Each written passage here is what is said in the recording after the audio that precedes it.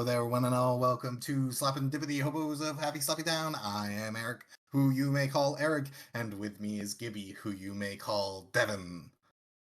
Say Hi hi to the nice everyone. people. Hi. It's just me, Gibby, sitting at home under the Now, bridge. Gibby just sitting at home under the bridge. You set me up, and I'm ready to slam dunk. I You passed want you to the hear ball. about my. You passed me the ball last episode. You Yep. want me to talk about my travels abroad. Yep.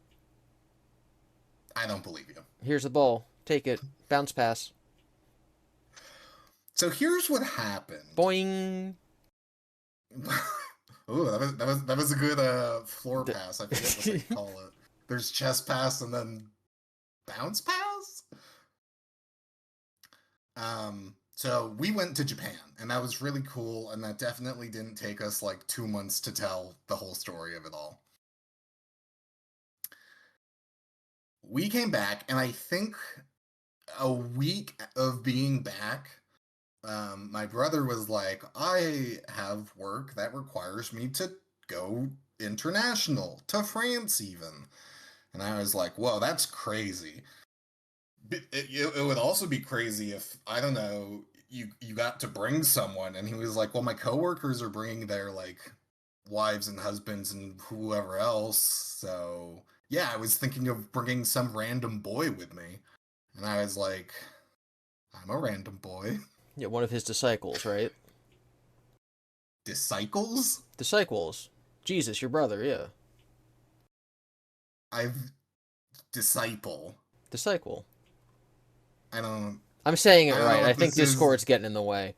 It's a long distance call from Italy to the Anywen Bridge, so. Yeah. So I was able to join him. We went to France. Um, it was kind of cool. It was kind of lame. Part of it is because of France. Part of it is because what happened with us on the plane ride. Both plane rides, smooth sailing. So happy about that. You I sailed on a watched. plane all the way there?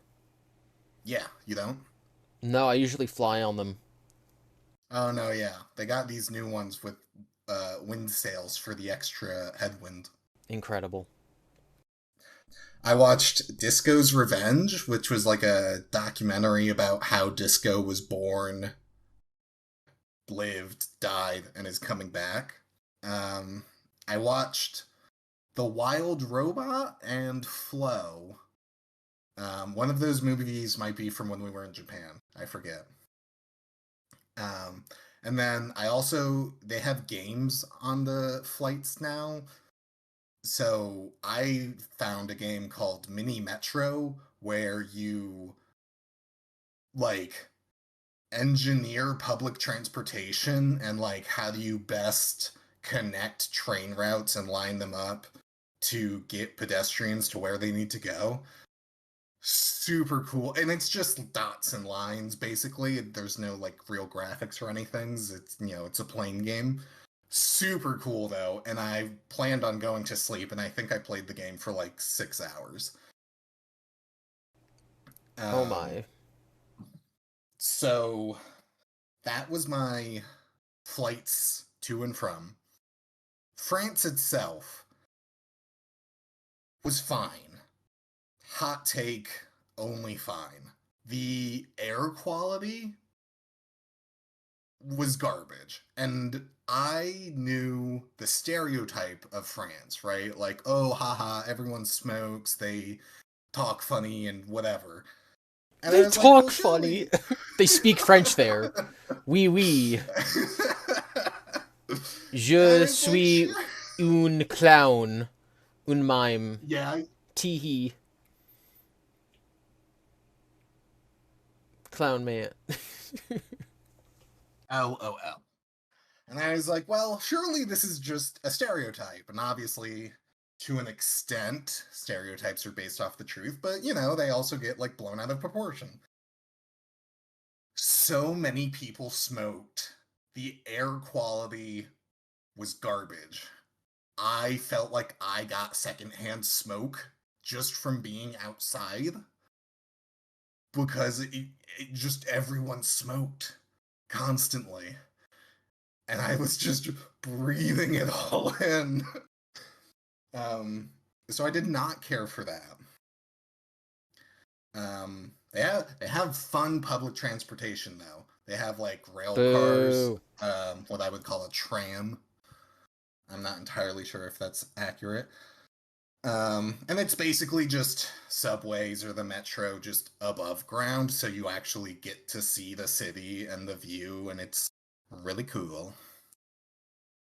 A lot of old buildings though, and so the Airbnb we ended up staying in was like kind of garbage, and it wasn't even the worst, but like it was clearly set up that you would only spend like a weekend there, and we had to stay there for like a week. So we just like I don't know, it just wasn't ready for visitors staying that long, I think. But I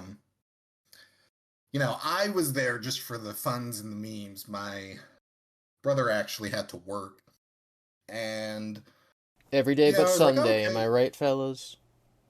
I don't know if you heard those snaps. No, I did. Um, but so so it was like, okay, you're gonna go to work, I'm gonna go sightseeing, and so we're gonna grocery store, and we'll meet up whenever we meet up. And then I think it was like the second day, maybe the third. I think it was the second. He was like, "Oh man, I feel a little funny. Like I'm just gonna take a nap." And I'm like, "Okay, whatever." And I like go to the grocery store and like get us some food and stuff. And he was like, "Oh man, hey, do you mind like stopping at the pharmacy and just like picking up some stuff?" And I And was you're like, like, "Yeah, oh no, sure, not easy." again. My travel companion has become No. infirmed on day one. Why am I getting flashback? What's this boss music? And he was like, oh, just get like some cold medicine, or like some lotion would be nice too. And like, I don't know. I feel kind of weak and stuff. And I was telling this to my coworker, and he was like, ooh, hope you don't have COVID. It might be on the rise.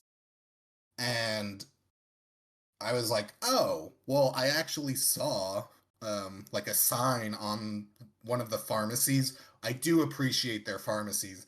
They all have the same like cross sign. It's like a digital cross, and it's green, like green lights going around the perimeter of the cross with like digital letters scrolling across it, being like, the temperature is 90 degrees, drink water, or like, free Well, COVID tests. 90 And I degrees? was, What's that uh, in I don't know. 90? I'm guessing in Celsius, Oh though. no, yes, and if I 20 just degrees. auto translated that. Yeah, but can you convert Celsius to Fahrenheit in your head? I think it's 27. Would be like 90. I think, yeah. We had a conversation about. We had a whole episode about this actually. Mm. Are What you better now? Do you, do you, Celsius and Fahrenheit? yeah, can you do it? Can you use Celsius to Fahrenheit? Not reliably. I can Okay. ballpark it. Can you speak French? Femme la bouche. That means shut your mouth. Omelette du fromage. That means cheese omelet. S'il vous plaît. It means please. Bonjour. That means hello. See, you're good at this. You know like 5 things. It's more than I knew in Japanese. Un, deux, trois, quatre, cinq, sept, huit, That was neuf. horrible. That was painful. That was catastrophically bad. Oh my god. So I realized from listening to Hamilton when it came out for like, 10 million times in a row, I was like, wait a minute. Elizabeth Schuyler counts from 1 to 9 in French when she's trying to teach piano to her son. And so then I realized, without trying to teach myself, I had learned 1 to 9. You did not actually. It's not good. But when I went up to the ice cream man and I was like, un chocolat cone, s'il vous plaît. He was like, "Oh, your French is so good," and I was like, "It's not." And he was like, "No, I'm gonna give you a little extra. It was so good," and I'm like, That's funny. "No, you." But he can also tell that you didn't actually speak French. I mean, I one chocolate ice cream and a cone, please. Like if Americans have to speak Spanish, we put an O after the word, and if we have to speak French, we just kind of skip some of the letters. Like cone becomes No, cono, and or cone becomes like cone. wait, no. So here's the thing: he had plaques. Like he had Plaques. a display cone, a display bowl, and it said like cone, like spelt the French way. And there was Just no cone e, with an and I was accent. like, Yeah, okay, cone. I'm just cone, Yeah, cone. no, it's cone. Um. Anyway, I was like, oh, free COVID tests. I'll stop at the pharmacy. I pick up the stuff, go back to the Wait, B&B, hold on. deliver them to my what? I may have just uncovered an etymological mystery. I will research it while you yap about this, because Dang. that word that you just said also means something else, and so now I'm wondering if they're related. Continue. I have to. B&B? No, no, no, no. con in French. I'm gonna go Oh, consult with the mermaids who speak French. You continue. okay. I'm listening. Um, so I went back to the B&B, delivered the stuff, got us food for a few days, and I go into my room and I bake in the heat because it's an old building and not great ventilation or AC. And a few minutes later, I hear from my brother's room, just like, I have COVID! Ah! So he has COVID. Had at this point. He's recovered. And, he informs everyone and is like, they're all like, because he, works with older people or autoimmune people, they were like, okay, well, just don't come to the, like, things we were gonna do. We're not gonna have you put other people at risk. And he was like, okay, like, you should also get yourselves tested. Because I do think this was the second day, so he had already hung out with them for, like, a day. And he was like, okay, all of you guys should get tested. And they were like, okay. Um, and so then I was like, well, I gotta take care of him. And somewhat thankfully, like, this was his third time getting it, I believe. So it didn't hit him too hard. I don't know if that's how it actually works. I'm not a doctor. Um, so I just like loosely took care of him, made sure there was food and stuff, and I was like, oh yeah, this is what it is. My time with Devon trained me for this. Um, it would also be so like it was consistently 90s to like 99. I don't think it ever broke 100, but during the day it was very consistently hot. And I was like, well, it's super hot. My brother is sick and needs to be taken care of. Not actually, he probably would have been fine, but as siblings do the. And then also, I realized a third thing about myself. I wasn't ready to travel. Why? I We had done a month in Japan. I came back for like a week home, and then I went to France, and I was just like, I haven't recharged sufficiently. I'm still tired. I don't like no shade to France. I don't care about it. Like, there's nothing that I want to see. There's no. I don't care about the cuisine. I don't know their culture. I just don't care. Um, so with these three factors, I was like, you know what? Screw it. I did just go to Japan recently with the Star Wars convention, so I guess I'll watch the prequel movies. Let's go. As well as Star Wars Visions Season 2. Yay. And and that was fine. And I would occasionally go back to the grocery store and like get whatever or like um do whatever daily errands. But I did not really do anything. I didn't sightsee. I didn't explore, really. And I know that kind of makes me a terrible person because Yep. how many opportunities you get to go to France for like a week and like do all the things, but I just didn't have the energy and I had enough excuses. So I conferred with the Um, mermaids, and you were okay, yeah, incorrect. yeah. So you Huh? you were wrong. So cone is spelled Cone. It's not spelled Con. I Cone. disagree. There's an accent circumflex over the O, but it's not. Maybe that's what it is. Yeah, it's not spelled the other way. I know chocolate is missing an E. That I know for Yeah. sure. Anyway, so Con can be translated into um an American profanity, an English profanity that you might be able to Like guess. ass. No, no, no, no, no. The English profanity. Oh, fuck. No, the worst one. Fuck is the worst No, one. it's Shit. not. No. No, Bitch. the one that Bastard. the one that would Dick. sound like con. Oh. The Australians favorite. Yes. So because I think it's funny that you're like the worst one is just this, and now you won't actually say this one. I'll Um, say it. Well, if you egg me on, I'll say it. so I'm like, wait, if that's the same word as cone, maybe there's like a etymological ancestor to the two that imply that like explains why the same shape would have the same word, but it's not. Cone is cone. So yeah. Well, The mermaids helped. well. Thank you, mermaids. All right, continue. I disagree. Give me your Star Wars prequels hot take. Okay, the Star Wars prequels they all spoilers. I'm not. This No one isn't going to cares. become a Star Wars episode, but you know, um, all of the prequels are better than any of the sequels. Incredible take there. I don't agree, but okay. I think episodes 1, 2, and 3 have a lot of ideas and like you can see the heart behind them. They're just not executed the best.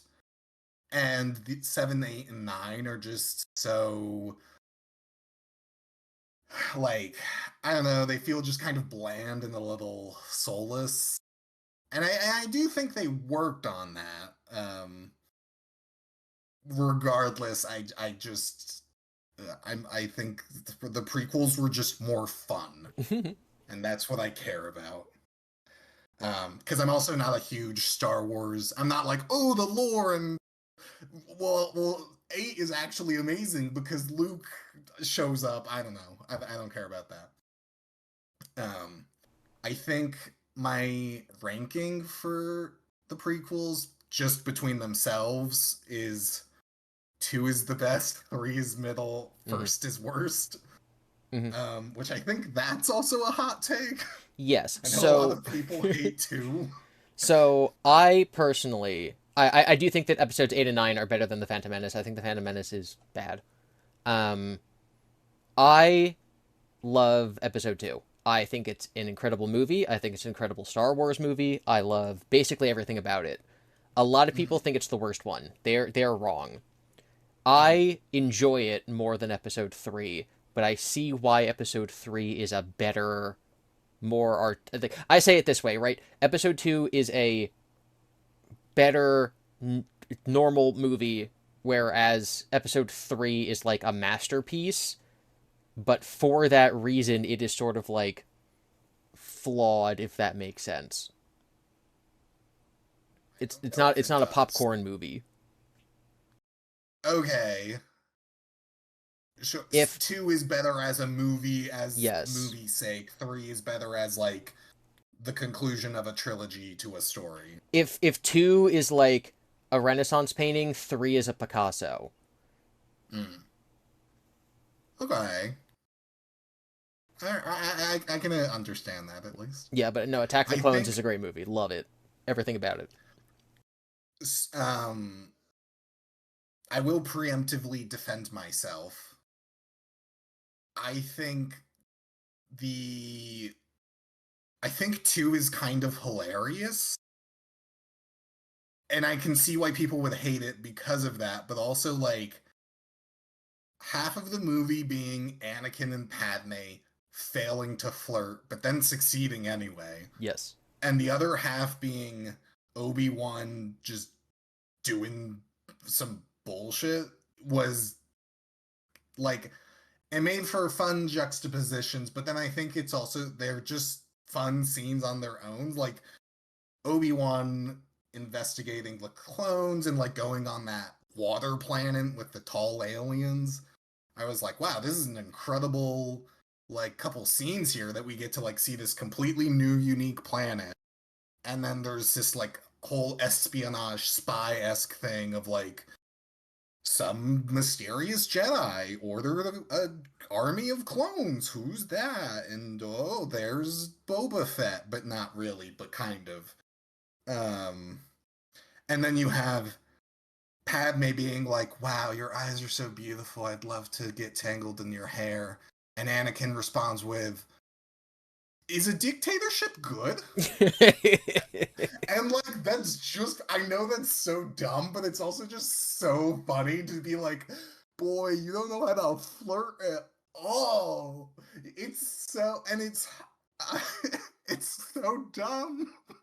And It's so good. I completely get anyone else would be like, that's stupid. What is this? This dumb. It's so nonsense. But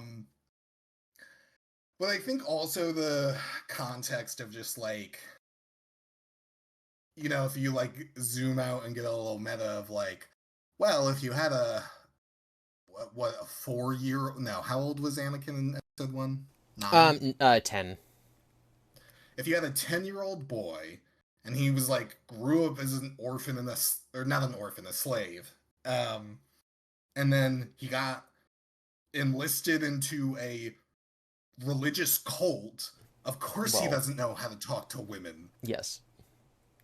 But then it's also just kind of funny for him, and maybe not funny, like funny weird, like you can just see him trying to think of like, what is a good system of leadership, and like how, when you run out of patience with what your government is doing, like you get antsy and you want to like cut out the red tape, just do things the right way. But then what is doing things the right way without like due process or something? Like, it's a lot of interesting stuff that comes up. Yeah, his line of logic makes perfect sense. You know, in the scene, he's like, I think people should sit down and discuss the issues and come to the best conclusion.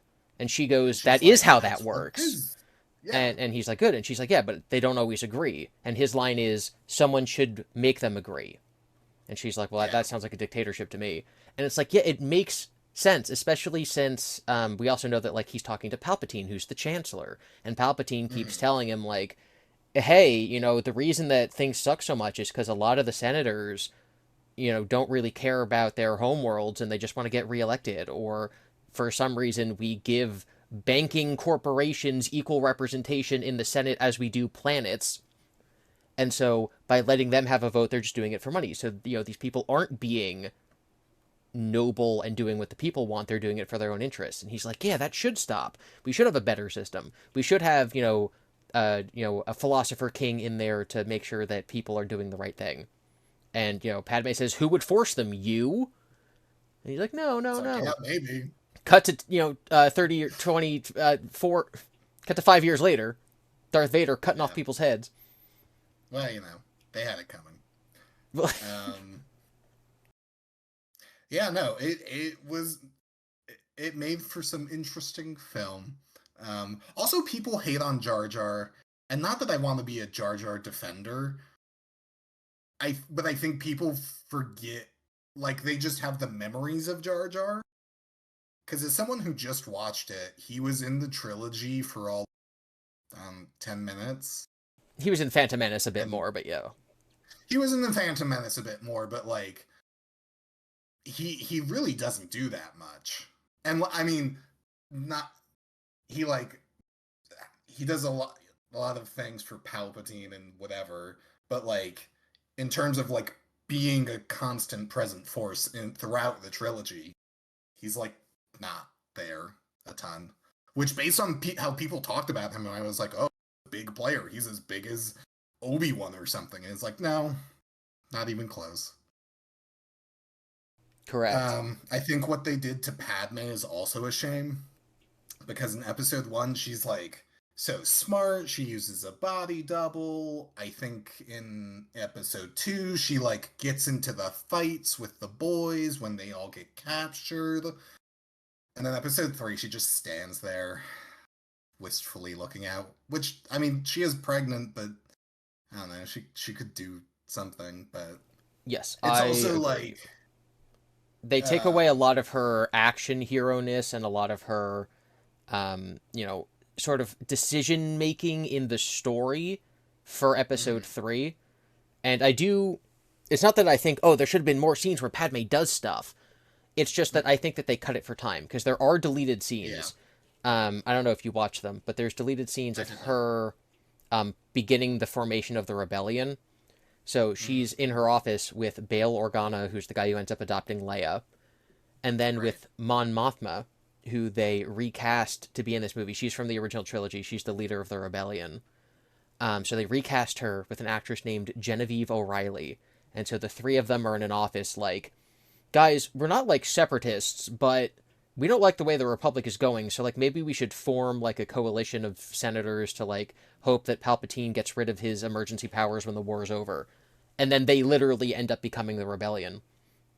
And those scenes were cut. I think they would have served the movie if they'd stayed in. But the cool part is that 10 years after that movie, 11 years after that movie came out, when they filmed Rogue One, they brought back Genevieve O'Reilly to play the younger Mon Mothma again. So 11 years after she was in one cut scene, they're like, you're going to be this character. And she said, okay. And then they made Andor. And she's one of the main characters in Andor. She has her entire subplot. She's like the third main character of that show because she got a role 20 years ago because she looks like an actress who played a role in 2 scenes in the 80s. Yeah, that's just how that goes. Very cool. You should watch Andor. We'll see. So the next thing on my list, which I don't know when I will get to, is the Clone Wars. Shrug. So yeah, Star Wars is pretty okay. All of that being said, I would give them 6 or a 7 out of 10. 10 out of 10, exactly. No, not even close. I think one of the big problems I had with episode 3 compared to the other two, and the other two still do it, but you just feel it way more in episode 3, and I think you disagree with me, is everything is so fast paced, and there's no time to let anything breathe. Like, episode 3, I believe, is the episode where Palpatine gets kidnapped by Dooku, and yes. Anakin fights him, and he, like, wins, and Palpatine is like, you gotta kill this guy, he's a Jedi, he's a bad dude, you gotta kill him. And he's like, but Jedi aren't supposed to kill, that's not how I was raised. And he's like, okay, I hear you, but he's an evil person, he needs to die. He's too dangerous to face trial. He's too dangerous to be kept alive. Anakin is like, okay, I'll do it. Teehee, and kills him. And then it cuts to all the way at near the end of the movie, where Mace Windu is trying to kill Palpatine, and Anakin walks in on them, and he's like, what's going on? And Mace Windu is like, I have to kill him because he's too powerful and evil. This has to happen now. And Anakin is like, flashes back, not actually, but like mentally flashes back to when Palpatine told him this, and how like the Jedi and the Sith are the same. It's just like perspective. And Anakin grapples with it for all of 2 seconds and is like, okay, kills Mace Windu. You're describing one of the greatest scenes in cinematic history in a way that makes it sound dismissive. Because everything you're saying is correct. Anakin says Dooku should stand trial, and Palpatine says he's Right. too dangerous to be kept alive, and so Anakin kills him. Yes. And then later in the movie, he's talking to Palpatine, and Palpatine says, yes, I'm the Sith Lord, but the Sith and the Jedi are the same, and Anakin says, no, they're not, I'm going to arrest you. And then Mace goes to kill him, and Anakin says, no, he must stand trial, and Mace says, no, he's too dangerous to be kept alive, and Anakin's like, oh, I guess the Jedi and the Sith are the same. Like, are the same, Palpatine was right. So if I have to choose one, I'm going to choose the one that will save my wife. And so we don't need any more time devoted to that decision, because it's made very apparent in the fact that they use the exact same dialogue in both scenes. But because they do show him struggle with the decision. It's just super short. And I think it would have been more impactful if they gave it more time.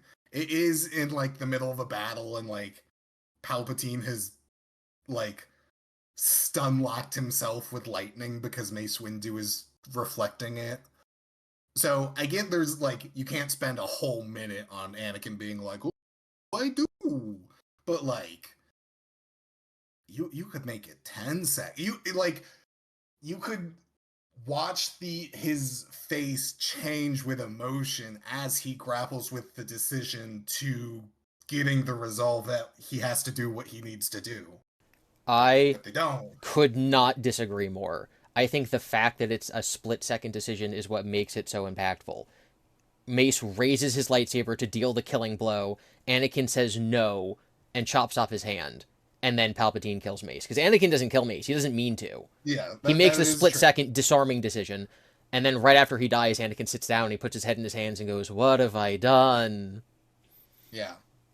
Well, but that scene as well is also so short. There's so many scenes where I'm just like, just be a little bit longer, just a little. I want to revel in the decisions being made, the emotions that are coming out, and I just couldn't revel as much as I wanted to because, oh shit, I have to pay attention. Thing happened. Oh my god. Also, Obi-Wan versus Anakin is a cool fight, but man, it ends early. The longest sword fight in cinema history. And it ends with, I jumped to another place. Don't you jump, because I'll just kill you. And he goes, haha, no. And then he jumps, and then he dies. Well, gets... You underestimate my power. Yep. Even at the end, Obi-Wan was trying to teach him, and Anakin said, you underestimate my power, and then Obi-Wan won. Because Anakin was so egotistical and so assured of himself, but he should have listened to his master. It's like symbolic of the philosophical decision he made. It's almost like the fight they were having somehow mirrored his inner conflict or something like that. Nah. They should have used Grievous more. I know there's like, that's what the Clone Wars are for. But man, Grievous was cool, and you just didn't get to see him. Yeah, he was fine. He's a coughing robot with reptile features. Reptile features. 4 lightsabers. Yes, he is. He's cool. got lizard eyes. No, he is. Yeah, it's more like bug insect stuff. No, but yes. His eyes at least. His eyes are. He's a big insect man. He's a big insect man. I think one of this is opinion comes a little bit from a podcast I listened to, but I do agree with it. Because Qui-Gon Jinn is like, oh, Obi-Wan, you're like almost a master. You just need a little bit more like work with the Force and patience and stuff. And he's like, okay. And then you just never really see that. Like, you don't really see him struggle using the Force or being patient. And it's like, where was the... Make him do the struggle, but also... It was the end of the movie. What do you mean? End of episode 1 or end of episode... So, in Phantom Menace, during the Darth Maul fight, there's those red gates that keep opening and closing. Yeah. And so Darth Maul's, like, smacking the barrier with his lightsaber, and Qui-Gon, sits down and meditates. And then when he dies and it's Obi-Wan's turn, Obi-Wan just, like, paces back and forth. So he's sort of not being patient, right? So he sort Right. of didn't learn that lesson from Qui-Gon, right? But And it then doesn't mean anything. Uh-huh. it means that if Qui-Gon had trained Anakin, he wouldn't have turned to the dark side. Obi-Wan was a Well, terrible sure. teacher. So you're saying the patience thing he was talking about that is shown throughout the entire movie of Anakin falling to the dark side. Yeah, so in episode 1, I don't Qui-Gon know. in episode 1, Qui-Gon tells Obi-Wan, "Don't think, feel." In episode 2, Obi-Wan tells Anakin, "Don't feel, think." Because Obi-Wan Mhm. never learned the proper lessons from Qui-Gon. The point is, and this is why I love sort of the mythological takes on Star Wars, is you have this classic setting of literally the devil and literally Jesus. That's Obi-Wan, or sorry, that's Qui-Gon and Darth Maul fighting. Literally, they're supposed to look like Jesus and the devil, and they're fighting the duel of the fates over the fate of Anakin. And you would expect one of them to win, and then, that to dominate Anakin's destiny. But instead, the mythology of the franchise begins with both of them dying. And you're like, wait, that's not what's supposed to happen. Where do we go from here? People have to, make decisions for themselves without fate standing over their shoulders? And so that's how you get flawed humans doing flawed human things for the next two movies. Eh, eh. I feel like that only works for. I mean, I can agree with that. Sure, I don't have any issue with that. But also, Darth Maul isn't the devil. He only looks like the devil. Yes. Palpatine would be the real devil. Yeah, and well, So it's again, not yes, it's the way that they look. He looks like the devil, and Qui-Gon looks like Jesus. American Jesus. Freedom. Liam Neeson. Um, so yeah, they were okay movies. Masterpieces, exactly. And I could talk about them forever. But we have another topic to Uh, talk about. yes. Tell me about After Italy. 5 or 6 days or however long, Jesus gets over his COVIDness. Um, which is Qui Gon Jinn. So Qui Gon Jinn and I go to Italy, and um, I mean, we just kind of have to take a lot of trains. So we go to Vernazza and the Cinque Terre, which people can yell at me for pronunciation. Um, we then go to Siena, and then we go to Venice. And that's it. So, Vernazza, have you ever watched the movie Luca? Yes. Is that The Luca Cinque, Land? yes, yes. Maybe not specifically Vernazza, because there's 5 towns that make up the Cinque Terre, and Vernazza is one of them. Um, and they all do things a little bit different, because they all, have a little bit different land and stuff. So, like, Vernazza has a beach like attached to the town, um, and it's like a little rocky and stuff.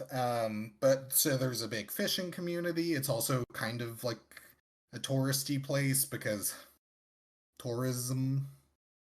So it was cool. They're big on focaccia. That might just be all of Italy, Did you eat but a it lot of was really spaghetti good. there? You eat some spaghetti? I had some spaghetti. I did not eat a lot of spaghetti. Did you ride I did bikes? have no. Boo. So we explored the town, which took like half a day.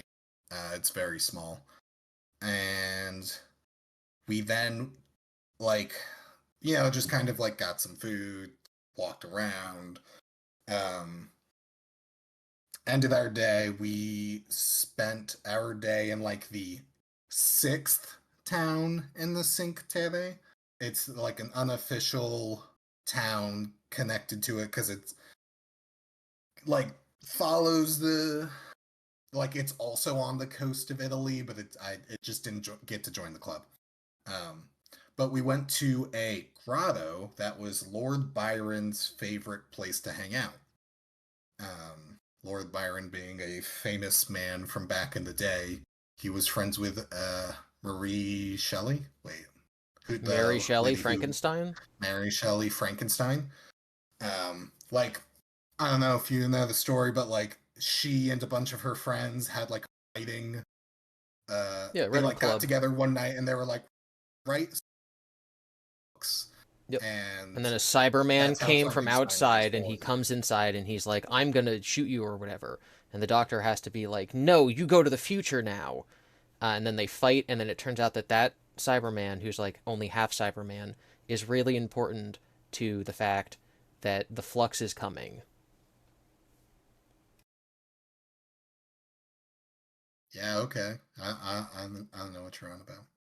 But so Lord Byron was in that writing group, and he made his own famous works.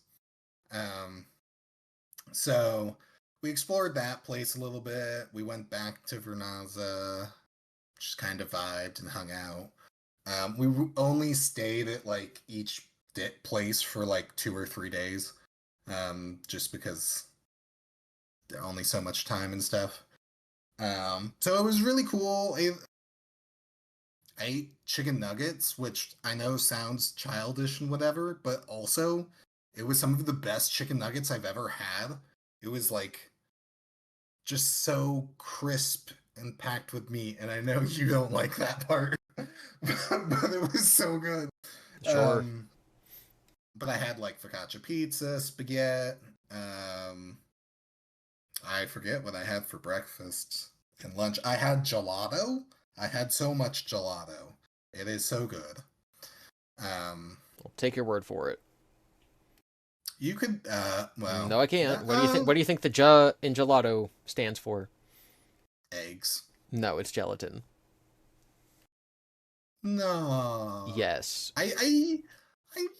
Nope. you might be, Nope. Gelato is So then gelatin we ice go to cream. Siena.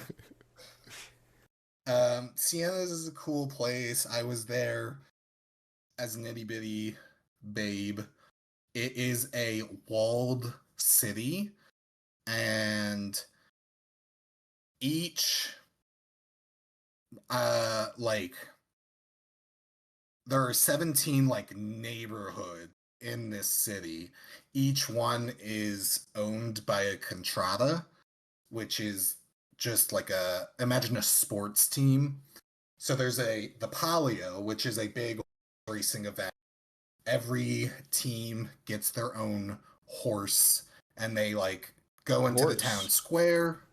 They fill the town square up with dirt, and they have horses run. There are 17 of them. It's not that big, so there are two paleos, one in July, one in August, and you know, 9 of them will race in July, and then the 8 that didn't race in August. And they just kind of compete for bragging rights. And maybe back in the day it was more serious, but now it's just kind of a quirky like, haha. But so in each neighborhood you can find a local like church uh basilica-esque thing, place of prayer, a tabernacle of Mary with the symbol of that contrada in the tabernacle somehow, um, a horse stall to keep their horses like the few Horses. days before the race, and then a fountain of that contrada symbol to distribute water. So there's 17 of them. I'm not going to go through them all. But the one I picked as a baby and the one I pick now was the porcupine. And so you can like go and find the porcupine fountain and the all their stuff, and they have like flags hanging, and like when the paleo is close to happening, they'll decorate like the street lamps with their colors and stuff. It's a very fun little thing. Well, not to be demeaning. Uh, might be more important to them. But there used to be 59 of them, and goodness golly, I don't know how they'd all fit in that city. Because It's a city Sure. by medieval standards, but to our standards, apparently it's kind of small, which is wild. But it was very cool. We got like a tour guide and got to go into the museums. They all have their own museum as well. And what was Saint Catherine was also an important figure in Siena. She was like born and raised there, and then like part of her was buried there after some negotiations. So super cool. Didn't again do a ton because it is, unless you're trying to see every single contrada, which after a certain point you're like, these are buildings with different decorations. You get the vibe for what they all are. I feel like I'm there right now. Yeah. I feel like I can see what you're describing. Yeah. Yeah. So if you go in the Porcupine District, it's the colors are red, white, black, and blue. Yeah. There's a bunch of porcupine imagery. You can go to the dolphin contrada, which looks like a sea monster, but apparently it's a dolphin. All that good stuff. Had some lasagna. One of the things people kept telling me was like, oh, Italian food isn't like Italian American, which it isn't. But also, it's so swamped with tourists for the past however many years that like you're not gonna, unless you really go out of your way, you're probably not gonna find real Italian food. Not in like a bad way, but just like, I think Italy figured out if they give tourists real Italian food, tourists wouldn't like it. So they were like, we're gonna just kind of play into what the tourists want, or we're gonna kind of combine Italian and like Italian American food thing, so that way tourists will actually eat the food. That is my hot take. And then we went to Venice, and then I've because it's the most over touristed place in the world, but it was cool. I do feel a little bad because it's kind of filled with litter. People also don't know how to walk, which can be a little annoying. Of just like, is this bridge only 2 people lengths wide? Let me just take up the entire bridge because I'm trying to take a picture of my bestie. Do that at 9 p.m. when no one's walking. But yeah, it was cool. We went to Airbnb. It was chill. Ate more food. Went on a gondola ride, which the closest way I can describe it is just like, it was like a cutscene in the video game. Like you're just on the boat as someone else, as the gondolier, moving it along, and you're just like, I don't know, it's like one of those loading screens that are also a cutscene, and I was just like, whoa, this is like, I'm on the water in this city, and you can see everything, and the gondolier is, giving fun facts about, this is where they filmed the Spider-Man movie. So forth and so on. So that was cool. Oh, I had my first cannoli while I was there. You've never had a cannoli? No. That's crazy. And I don't need to have one ever again. What? It's fine. It's fine. I'm not a big cream. You're insane. Like that's a crazy take. Hey, cream cheese is overrated. And kind of bad. I agree. But people aren't ready for that. Well, okay, cannoli is part cream cheese, part I think it's ricotta, but yeah. bread. Yes, the greatest things that exist. Cheese and bread. You just said cream cheese was mid. Well, I did not say it was mid. I said overrated. I would prefer regular frosting to like cream cheese frosting. But no, cannolis are amazing, and the fact that you've never had one is absurd, and the fact Well, you I don't like them never is know. crazy. Okay. It's not that I don't hate them. I'm just like, out of all the desserts I could have, I would have other things more. I think cannolis are also the best. Like, we got them with like nuts on the end, Mm-hmm. and that really elevates it for me. And then you like take a bite, and then there's no more nuts, and you're like, oh, I'm just left with the sad cream I cheese think and that the nuts are almost a distraction from the good part, which is the cream. oh, get out of here, get out of here. All right, well, bye Um, everyone. We'll see you next week. whoa, so aggressive. I have so much more to say. Okay, we'll say it. I don't have that much more to say. I just it You was just want to just be so contrarian? aggressive. My A God. little. Let me think really. Guys, the pre-planning for this Down the episode road. started with Eric saying, "Oh, I'll talk about France. That'll take 10 seconds." He talked It about did. it for almost 12 minutes. It also included Star Wars, and I was also talking about the flights. Okay, Bro. not fair. Also, I was there the weekend before Bezos was going to have his wedding there, which was like a huge controversy because he was talking about renting out the entire city, and the locals were like, "What? You can't just rent a city?" And he was like, "Why not? I have the money." And they were like, "What?" So there was like a whole movement and stuff, and it became like a topic of like, should he be allowed to do that? But you don't stop someone from getting married, really. Like like the average person, you're not like, ooh, you can't have your wedding here. That's just not a thing, for the most part.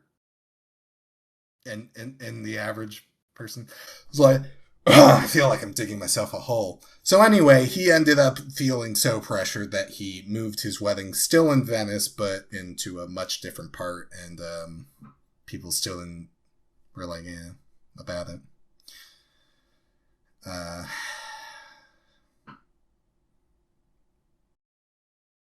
wow, wow, wow. Also, Venice can flood, and that's just terrible imagery.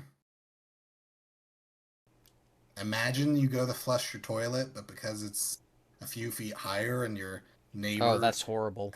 their house is completely flooded, and then your water pressure is all messed up, and yikes, yikes. And I'm part of the problem because I went. I have a lot to reflect on.